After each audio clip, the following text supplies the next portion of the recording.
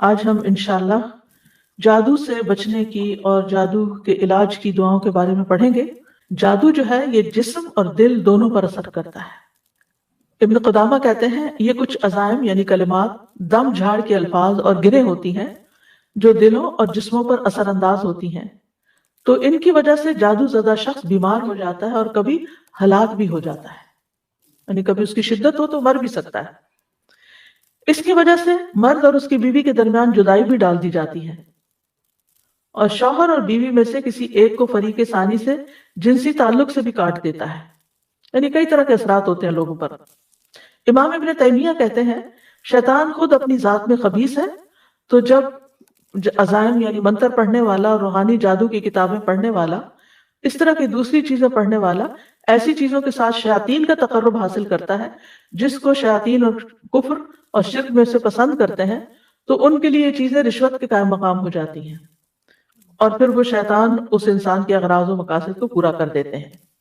جیسے انسان کسی کو مال دیتا ہے تاکہ وہ اس کی خاطر کسی کو قتل کر دے، جیسے کئی لوگ کرائے کے وہ قاتل ہوتے ہیں نا، تو یا یہ کہ کسی کو پیسے دیتا ہے کہ کسی لڑکے یا لڑکی کو اغوا کرنا ہے غلط کاموں میں، تو اسی وجہ سے اسی طرح لوگ جنات کو بھی کوئی ایسے گناہ کر کے خوش کرتے ہیں کہ جس کی وجہ سے وہ انسان کی مدد کرتے ہیں اس غلط کام جادو وغیرہ کرنے میں، اور مثلا ناپاک چیزوں کے ساتھ قرآن لکھتے ہیں، کبھی کلام اللہ کے حروف کو الٹا لکھتے ہیں، اور کبھی خون یا نجاست کے ساتھ یا اس طرح کی چیزوں کے ساتھ عمل کر رہے ہوتے ہیں۔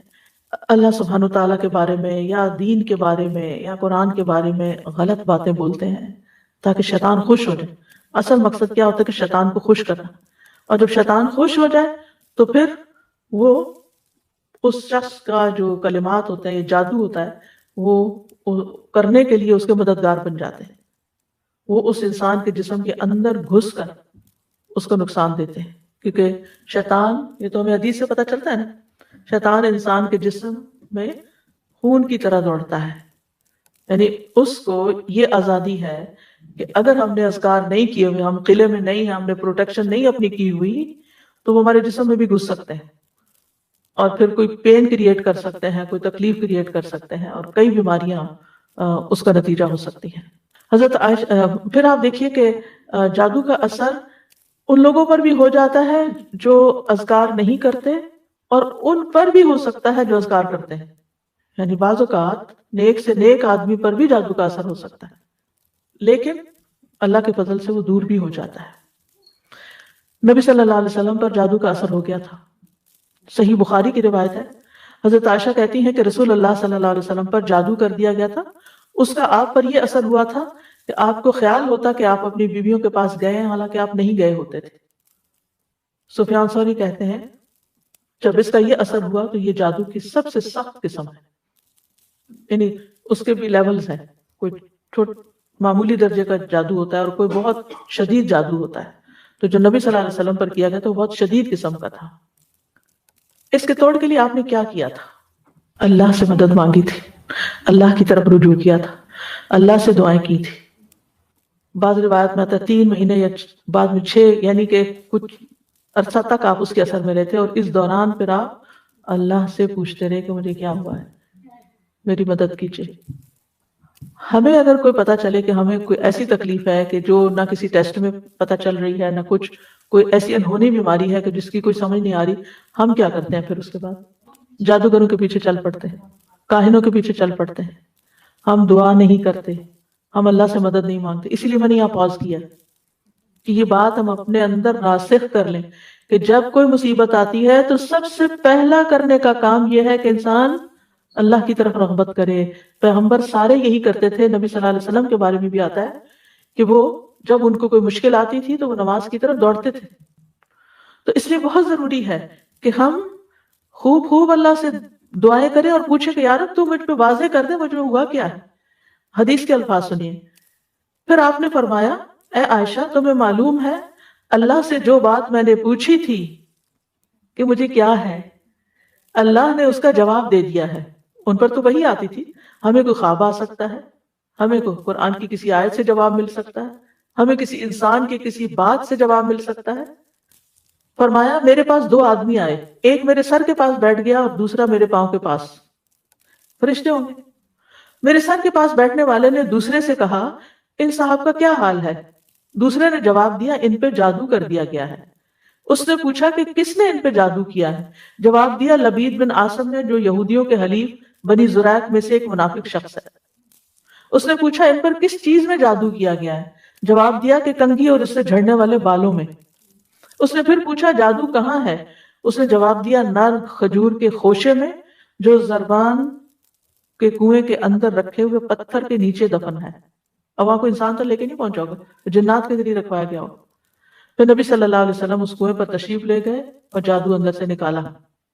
پھر آپ نے فرمایا یہی وہ کنواں ہے جو مجھے خواب میں دکھایا گیا تھا، اور اس کا پانی مہندی کے نچوڑ جیسا سرخ تھا. یعنی زنگالا تھا نا، زنگ لگ چکا تھا، پرانا کنواں تھا، کوئی ادھر جاتا ہی نہیں تھا. تو انہوں نے ایسی جگہ ڈھونڈی کہ کسی کو خیال بھی نہ آئے. اور اس کے کھجور کے درخت شیطانوں کے سروں جیسے تھے جو اس کے آس پاس اگے ہوئے تھے. پھر وہ جادو کنویں میں سے نکالا گیا. حضرت عائشہ کہتی ہیں میں نے کہا آپ نے اس جادو کا توڑ کیوں نہیں کرایا؟ آپ نے فرمایا اللہ نے مجھے شفا دی، اب میں لوگوں میں سے کسی پر شر کو نہیں پھیلانا چاہتا. اور شفا پھر معوذتین کے ذریعے آپ کو نصیب ہوئی. تو آپ دیکھیے کہ اللہ کے رسول صلی اللہ علیہ وسلم پر ایک تکلیف آئی عملی طور پر، کیونکہ اس معاملے میں دو ایکسٹریمز ہیں جادو کے ماننے نہ ماننے کے معاملے میں. کچھ لوگ ہر چھوٹی بڑی چیز کو جادو قرار دیتے ہیں اور کچھ لوگ سرے سے نہیں مانتے. میں جانتی ہوں کچھ ایسے لوگوں کو، وہ کہتے ہیں ہم جادو پہ بلیو نہیں کرتے، جادو کوئی چیز نہیں ہے. اور اگر کوئی جادو کی وجہ سے کسی تکلیف میں مبتلا ہے تو کہتے ہیں یہ ایسے ہی بہانے کرتے ہیں کہ ان کو یہ تکلیف ہے وہ تکلیف، کچھ نہیں ہے ان کو، یہ نہیں ہو سکتا. نہیں، پاسبلٹی ہے. تو علاج کرانے میں کوئی حرج نہیں. اور اللہ کے کلام سے اگر آپ علاج کراتے ہیں تو اللہ کا کلام آپ کو کیا نقصان دیتا ہے؟ اگر فائدہ نہ بھی ہوا اول تو ہوگا، اور وہ جتنا آپ کو یقین ہے نا اس کے مطابق ہی فائدہ ہوگا، کیونکہ یہ بھی ایک نفسیاتی اثر ہوتا ہے، یہ ایک نفسیاتی علاج ہوتا ہے. اسی طرح حضرت عائشہ رضی اللہ تعالیٰ عنہ بیمار ہو گئی اور ان کی بیماری کا دورانیہ بہت لمبا ہو گیا، یعنی بیماری ختم ہی نہیں ہو رہی تھی. اسی دوران مدینہ میں ایک طبیب آیا. حضرت عائشہ کے بھتیجے اس کے پاس گئے اور اس سے حضرت عائشہ کی بیماری کے متعلق پوچھا کہ یہ سمٹمز ہیں، انہیں کیا ہے؟ اس نے کہا تم جس عورت کی یہ کیفیت بتا رہے ہو اس پر تو جادو کیا گیا ہے، اس پر اس کی باندھی نے جادو کرایا. اب آپ سوچ رہے ہوں گے کہ اس کو غیب کا علم کیسے ہو گیا؟ غیب کا علم نہیں ہوتا، وہ سمٹمز ہوتی ہیں ان سے چیز پتہ چلتی ہے. اس باندھی نے اقرار کر لیا کہ ہاں میں نے آپ پر سحر کروایا ہے. اچھا، اب جس طرح کی علامت، کیونکہ یہ لوگ ماہر ہوتے ہیں نا، انہوں نے اتنے کیسز دیکھے ہوتے ہیں، اس سے وہ اتنا کچھ لرن کر چکے ہوتے ہیں، وہ اپنے تجربے کی بنا پہ بولتے ہیں، غیب کے علم کی بنا پر نہیں. کیونکہ بعض لوگ قرآن سے بھی علاج کرتے ہیں تو وہ تھوڑا سا آپ کو اشارہ دے دیتے ہیں کہ یہ نظر لگ رہی ہے، یہ جادو کی قسم ہے، یا وٹ ایور جو بھی ان کا تجربہ ہوتا ہے. تو آپ کہتے ہیں ان کو کیسے پتہ چل گیا کہ یہ کوئی غیب کا علم رکھتے ہیں؟ بالکل نہیں غیب کا علم رکھتے، لیکن بعض اوقات تجربے سے یہ باتیں پتہ چلتی ہیں. جیسے عام حکیم بھی ہوتے ہیں. پہلے زمانے میں ٹیسٹنگ لیبارٹریز کہاں ہوتی تھی؟ کوئی بلڈ ٹیسٹ ہوتے تھے لوگوں کے یا کچھ بھی نہیں. وہ کہاں سے پتہ چلتا تھا؟ وہ کہتے تھے اس میں خون کی کمی ہے، ریڈ سیلز کم ہے، اس کو صفرا ہے، اس کو فلاں ہے، اس کو فلاں ہے، اس کو اعصابی کمزوری، اس کو وہ آنکھوں کو دیکھ کر، آنکھوں کا رنگ دیکھ کر، چہرے کی حالت دیکھ کر، نبض دیکھ کر، سمٹمز پوچھ کر. ہومیوپیتھک میں تو آپ دیکھیں سارا علاج ہی اونلی سمٹمز بیسڈ ہے کہ آپ کو کیا اچھا لگتا ہے، کیا اچھا نہیں لگتا، بھوک لگتی ہے کہ نہیں لگتی، پیاس لگتی ہے یا نہیں لگتی. وہ تو اتنی چھوٹی چھوٹی باتیں پوچھتے ہیں، تو اس کی بنا پر پھر وہ دوائی سجیسٹ کر دیتے ہیں. تو وہ دوا جو ہوتی ہے وہ ٹیسٹڈ ہوتی ہے کہ اگر جیسے کسی کو کھلائے گی تو اس کے اندر کیا چیزیں پیدا ہوئی، تو پھر اسی سے اس کا توڑ بھی کرتے ہیں. تو بہرحال اس باندی نے اقرار کر لیا اور کہا میں نے آپ پہ سحر کیا، میں چاہتی تھی کہ آپ فوت ہو جائیں تو میں آزاد ہو جاؤں، کیونکہ حضرت عائشہ نے اس سے کہہ رکھا تھا کہ میرے مرنے کے بعد تم آزاد ہو جاؤ گی. تو ان قریب کے کسی شخص نے کیا نا جو عرب خدمت میں ہے. یعنی جادو کی یہ قسم کوئی دور والا آ کے نہیں کر سکتا. انہوں نے پوچھا ہوگا کون رہتا ہے ساتھ؟ نبی صلی اللہ علیہ وسلم تو بہت ہو چکے، ان کے ساتھ کون رہتا ہے، ان کے گھر میں کون رہتا ہے؟ تو وہ یعنی کہ وہ جادو کی جو سمٹم، جو بیماری کی سمٹمز ہوتی ہیں نا، اس سے وہ اندازہ لگا لیتے ہیں کہ یہ کس درجے کا جادو ہے، سخت ہے یا ہلکا ہے، یا کوئی قریب والا کر سکتا ہے یا دور والا کر سکتا ہے. تو وہ بتایا گیا ہوگا کہ گھر میں فلاں ہے تو کہا کہ اسی کا کام ہے، اور پھر اس سے پوچھا گیا تو بات بھی سچ نکلی۔ حضرت عائشہ نے حقیقت سامنے جب آئی تو فرمایا اس باندی کو عرب میں سب سے طاقتور لوگوں کے ہاتھ بیچ دو اور اس کی قیمت اس جیسی ایک باندی پر خرچ کر دو، یعنی کسی کو دے دو۔ بہرحال جادو کرنا جو ہے ہمارے دین میں حرام ہے اور اس کو کفر بھی کہا گیا ہے۔ اہل کتاب جو تھے وہ اللہ کی کتاب چھوڑ کر جادو کے پیچھے پڑ گئے تھے، وہ جادو اور شیطان پر ایمان رکھتے تھے۔ بہرحال جادو کرنا جو ہے اس کے بارے میں حدیث میں آتا ہے کہ 7 گناہ جو ہیں وہ ہلاک کرنے والے، اور ان میں سے ایک جادو سیکھنا۔ نبی صلی اللہ علیہ وسلم نے فرمایا تباہ کرنے والی چیزوں سے بچو، اللہ کے ساتھ شرک کرنے اور جادو کرنے کرانے سے۔ رسول اللہ صلی اللہ علیہ وسلم نے یہ بھی فرمایا کہ جادو کرنے اور کروانے والا ہم میں سے نہیں، یعنی اس کا دین سے اسلام سے کوئی تعلق نہیں، یعنی مسلمان یہ کام نہیں کر سکتا۔ پھر اسی طرح علم نجوم کو بھی جادو کی ایک قسم قرار دیا گیا۔ رسول اللہ صلی اللہ علیہ وسلم نے فرمایا جس شخص نے علم نجوم میں سے کچھ حاصل کیا اس نے جادو کا ایک حصہ سیکھ لیا، جتنا زیادہ سیکھے گا اتنا ہی زیادہ جادو میں مبتلا ہوگا۔ اس سے یہ پتا چلتا ہے کہ اس میں ستاروں سے بھی کچھ مدد لی جاتی ہے یا کچھ حساب کتاب رکھا جاتا ہے۔ رسول اللہ صلی اللہ علیہ وسلم نے فرمایا عادی شرابی، یعنی جو مرتے دم تک شراب نہ چھوڑے، جادو پر ایمان رکھنے والا، یعنی کرنے کرانے والا یا سیکھنے والا یا سکھانے والا، اور قطع رحمی کرنے والا جنت میں داخل نہ ہوگا۔ اگر لا الہ الا اللہ پڑھتا تو ہو سکتا ہے کہ پھر سزا بھگت کے جائے، اللہ رحم کر دے۔ اسلام میں جادو کرنے والی کی سزا کیا ہے کہ اس کو قتل کر دیا جائے، چھوڑا نہ جائے، تاکہ اس مرض کا خاتمہ کیا جائے، کیونکہ وہ اگر وہ زندہ رات ہو سکتا خود نہ کرے، کسی اور کو سکھا دے۔ اور جب لوگوں کو پتہ چلتا ہے نا کہ اس کا جادو چلتا ہے یا یہ جادو کرنے کا لوگ نہیں اس کو چھوڑتے، اور پھر وہ واپس پلٹ آتا ہے اسی چیز پر۔ وجالہ کہتے ہیں کہ ہمارے پاس حضرت عمر کا خط ان کی وفات سے 1 سال پہلے آیا، اس میں لکھا تھا ہر جادوگر کو قتل کر دو، حضرت عمر نے حکم دیا تھا۔ تو ہم نے ایک دن میں 3 جادوگر مار ڈالے۔ جادو کرنے کی مختلف وجوہات ہوتی ہیں، عموماً دشمنی، حسد، رنجش یا کسی سے انتقام لینے کے لیے جادو کیا کرایا جاتا ہے۔ اس کا مقصد ہوتا ہے کہ دوسرے کو کسی ذہنی یا جسمانی بیماری میں مبتلا کر دیا جائے، کوئی کسی کام کے قابل نہ رہے، یا اگر کچھ لوگ مل کے کوئی بزنس کر رہے ہیں اور وہ بزنس بہت فلرش کر رہا ہے تو دوسروں کو حسد ہو جاتا ہے کہ ان کو توڑو، آپس میں ان کے درمیان پھوٹ ڈالو تاکہ یہ الگ الگ ہو جائیں گے تو یہ کام کاروبار بھی بیٹھ جائے گا۔ اسی طرح میاں بیوی میں تفریق ڈالنا، والدین اور اولاد کے بیچ میں لڑائیاں ڈلوانا، پڑوسیوں میں فساد، دوستوں میں جدائی، بہن بھائیوں کے بیچ میں نفرت، رشتوں، اولاد یا کاروبار میں رکاوٹ یا بندش ڈالنا، یہ عام طور پر جادو کے مقاصد ہوتے ہیں۔ پھر جادو کی کئی اقسام ہیں۔ کچھ جادو انسان کو مار ڈالتے ہیں، یعنی ایسی بیماری لگ جاتی ہے انسان کو کہ وہ سروائیو ہی نہیں کر سکتا۔ کچھ صرف بیمار کر دیتے ہیں۔ کچھ جادو انسان کی عقل کو ختم کر دیتے ہیں۔ کچھ جادو انسان کے جسم کے کچھ حصوں کو بے حس بے حرکت کر دیتے ہیں۔ کچھ جادو ایسے ہیں کہ جو انسان کے حواس میں تبدیلی پیدا کر دیتے ہیں، یعنی انسان چیز کچھ ہوتی ہے، اس کو کچھ اور ہی نظر آ رہی ہوتی ہے۔ متحرک چیز کو ساکن دیکھتا ہے، ساکن کو متحرک دیکھتا ہے۔ کچھ جادو محبت کھینچ لاتے ہیں، کچھ جادو نفرت کی وجہ بنتے ہیں۔ تو بہرحال یہ سارے جو جادو کی اقسام ہیں ان میں سے ان کے نام بھی ہیں، جیسے سحر تفریق، سحر محبت، سحر تخیل، سحر جنون، سحر خمول جس میں صرف کاہلی سستی ہوتی ہے، سحر حواتف جس میں متاثر شخص چیختا پکارتا ہے، چیخیں مارتا ہے، سحر امراض مختلف بیماریاں جیسے مرگی وغیرہ ہوتی ہے، سحر استحاضہ یعنی خواتین کو پیریڈز ختم ہی نہیں ہوتے۔ تو جادو کی علامات بعض آہستہ آہستہ شروع ہوتی ہیں، بعض ایک دم سٹرونگ آتی ہیں، جیسے سستی، گھبراہٹ، خاموشی، تنہائی کی عادت، کسی سے نہیں ملنا، کسی سے بات نہیں کرنی، ذہنی انتشار، حد سے زیادہ چڑچڑا پن، ذرا سی بات پہ بڑک اٹھنا، کسی کام میں دل نہ لگنا، نماز روزہ عبادت چھوڑ دینا، بغیر کسی بیماری اور وجہ کے سر چکرانا، ڈراؤنے خواب آنا، خواب میں بھی رونا، چیخنا، چلانا، خون کے چھینٹے اور کپڑوں کو کٹا ہوا پانا، خامد بیوی کے درمیان آپس میں کوئی کشش محسوس نہ کرنا، بغیر کسی وجہ کے رشتہ داروں کا آپس کے معاملات میں بگاڑ ہو جانا، یعنی ایک دوسرے سے ملنا جلنا چھوڑ دینا۔ تو یہ اس کی ظاہری علامات ہوتی ہیں۔ اب یہ ہے کہ اس شر سے بچنے کے لیے کیا کرنا چاہیے، کیونکہ جن اور انسان دونوں ہی انسان کے دشمن ہو سکتے ہیں۔ سب سے پہلی بات یہ ہے کہ انسان اللہ کے ساتھ اپنا تعلق مضبوط کرے، اللہ پر بھروسہ کرے، اور دل میں یہ خیال نہ لائے اور یہ وہم نہ لائے کہ مجھے پر کوئی جادو ہو جائے گا، کوئی کر دے گا، بلکہ اللہ پہ توکل کرے، اللہ کی پناہ لے۔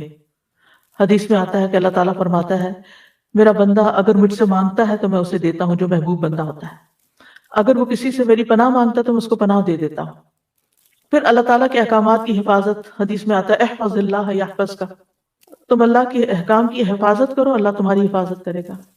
نمازوں کی حفاظت، یعنی جو نمازوں کی حفاظت کرتا ہے وہ اللہ کے ذمے میں ہوتا ہے، اللہ کی حفاظت میں ہوتا ہے، خصوصاً نماز فجر کی حفاظت۔ اسی طرح اشراق کا پڑھنا، رسول اللہ صلی اللہ علیہ وسلم نے فرمایا، اللہ عز و جل فرماتا ہے اے ابن آدم تو دن کے پہلے حصے میں میرے لیے 4 رکعتیں پڑھ لیا کر، میں اس دن کے آخری حصے تک تیری کفایت کروں گا۔ پھر طہارت کا خیال رکھنا، یاد رکھیے یہ جنات اور یہ شر اور شیاطین اور یہ جادو کے اثرات ان لوگوں پر زیادہ ہوتے ہیں جو پاک صاف نہیں رہتے، اپنے ڈرٹی بالوں کو صاف نہیں کرتے، اپنے استنجا کا صحیح اہتمام نہیں کرتے، یا نہاتے نہیں ہیں، یا صاف کپڑے نہیں پہنتے، یا اندھیرے میں رہنا پسند کرتے ہیں، یا سیاہ رنگ ان کو بہت پسند ہوتا ہے کیونکہ سیاہ رنگ کے اوپر شیاطین زیادہ آسانی سے کام کر لیتے ہیں۔ پہلے بھی حدیث میں نے آپ کو سنائی تھی کہ جب انسان سو کر اٹھے تو اپنے ناک کو خوب جھاڑے، کیونکہ شیطان جو ہے ناک کے بانسے پر رات گزارتے ہیں۔ تو صبح شام کے اذکار کی پابندی کریں، سونے جاگنے کے اذکار کی پابندی، وہ بھی حفاظت کے لیے بہت ضروری ہے۔ بیت الخلاء میں جاتے ہوئے دعا پڑھیں، ہر کام سے پہلے بسم اللہ پڑھیں، کیونکہ جس کام میں بسم اللہ ہو جاتی ہے تو وہ شیطان وہاں سے نکلتا جاتا ہے، وہ اس میں داخل نہیں ہو سکتا، شامل نہیں ہو سکتا۔ جیسے انسان اپنے گھر میں داخل ہوتا ہے تو بسم اللہ پڑھ کے دروازہ کھولے، کھانا کھانے لگتا ہے تو بسم اللہ پڑھ کر کھائے، اور اسی طرح لائٹ آف کر رہا ہے، لائٹ آن کر رہا ہے، کوئی چیز اٹھا رہا ہے، رکھ رہا ہے، تو بسم اللہ کو تکیہ کلام بنا لینا چاہیے ایک طرح سے لباس اتارتے وقت۔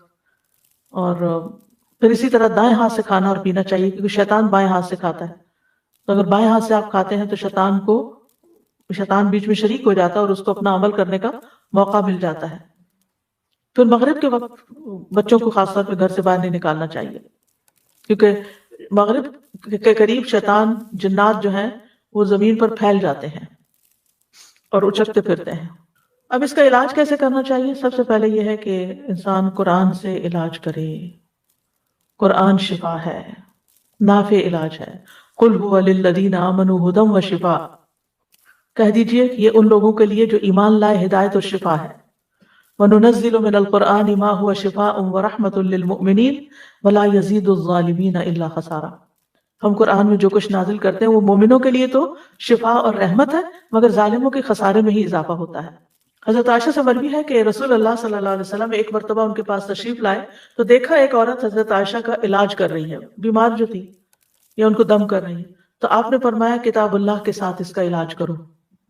آپ کو معلوم ہے کہ اس زمانے میں مدینہ میں کوئی حکیم، کوئی ڈاکٹر، کچھ بھی نہیں تھا، وہ لوگ عام طور پہ بیمار نہیں ہوتے تھے۔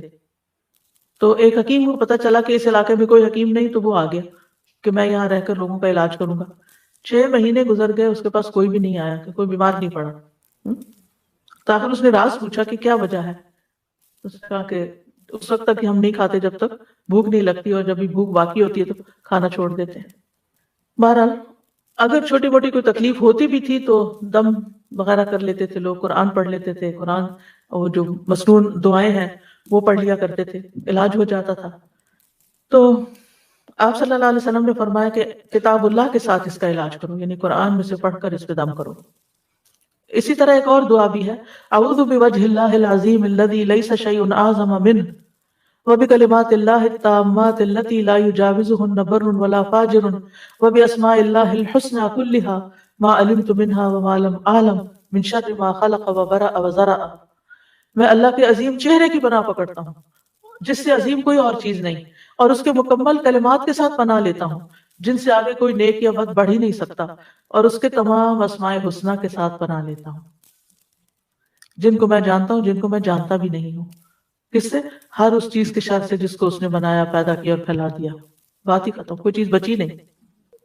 کعب الاحبار کہتے ہیں اگر میں یہ چند کلمات نہ پڑھتا تو یہودی مجھے گدھا بنا دیتے، یعنی یہ حضرت کعب الاحبار جو ایک یہودی عالم تھے وہ پڑھا کرتے تھے، کیونکہ یہود بہت زیادہ جادو میں پڑ گئے تھے، تو اس کا انہوں نے توڑ بتایا.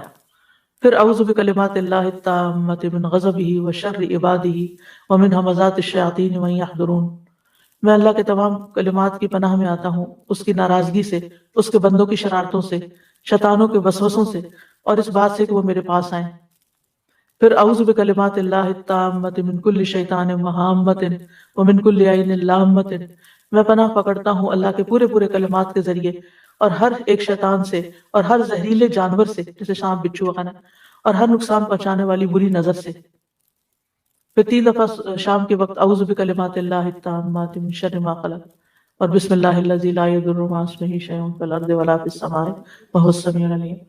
پھر اسی طرح اگر آپ دوسرے کو دم کر رہے ہیں تو اللہم رب الناس مذہب البأس اشفی انت الشافی لا شفاء الا شفاء الا انت شفاء لا یغادر سقما. یہ صحیح بخاری کی روایت ہے. پھر اذہب البأس رب الناس انت الطبیب وانت الشافی. اے اللہ جو لوگوں کا رب ہے، تکلیف دور کر دے، تو ہی طبیب، تو ہی شفا دینے والا ہے. امسح البأس رب الناس بیدک الشفاء لا کاشف له الا انت. اے لوگوں کے رب اس تکلیف کو دور کر دے، شفا تیرے ہاتھ میں ہے، تیرے علاوہ کہیں اور سے شفا نہیں مل سکتی. پورا یقین و توکل اور بھروسہ اللہ پہ. بسم اللہ ارقیک من کل شیء یؤذیک من شر کل نفس او عین حاسد اللہ یشفیک. بسم اللہ ارقیک. میں اللہ کا نام لے کر آپ پر دم کرتا ہوں ہر اس چیز سے جو آپ کو تکلیف پہنچائے، ہر نفس کے شر سے اور نظر بد سے. اللہ آپ کو شفا عطا فرمائے. میں اللہ کا نام لے کر آپ پہ دم کرتا ہوں. بسم اللہ یبریک ومن کل داء یشفیک ومن شر حاسد اذا حسد وشر کل ذی عین. اللہ کے نام کے ساتھ وہ آپ کو صحت دے اور ہر بیماری سے شفا دے، اور حاسد کے شر سے جب وہ حسد کرے، اور ہر بری نظر والے کے شر سے محفوظ رکھے. اور اسأل اللہ العظیم رب العرش العظیم ان یشفیک 7 دفعہ پھر پڑھے. میں اللہ عظمت والے سے دعا کرتا ہوں جو عرش عظیم کا رب ہے کہ وہ تمہیں شفا دے دے. تو یہ ہے علاج. آپ خود بھی کریں، اگر نہیں کام چلتا تو پھر کسی ماہر راقی سے بھی کروا سکتے ہیں علاج. لیکن توڑ اللہ کے کلام میں ہی ہے جو کہ جائز بھی ہے اور فائدہ مند بھی ہے، کیونکہ غلط طریقوں سے جادو کا توڑ جادو سے کرانا جو ہے یہ منع ہے. اور بعض اوقات وہ جنات کو اس طرح مدد کے لیے پکارتے ہیں کہ جس میں شرک کا پہلو بھی آ جاتا ہے. وآخر دعوانا ان الحمد للہ رب العالمین. سبحانک اللہم و بحمدک اشہد ان لا الہ الا انت استغفرک و اتوب الیک.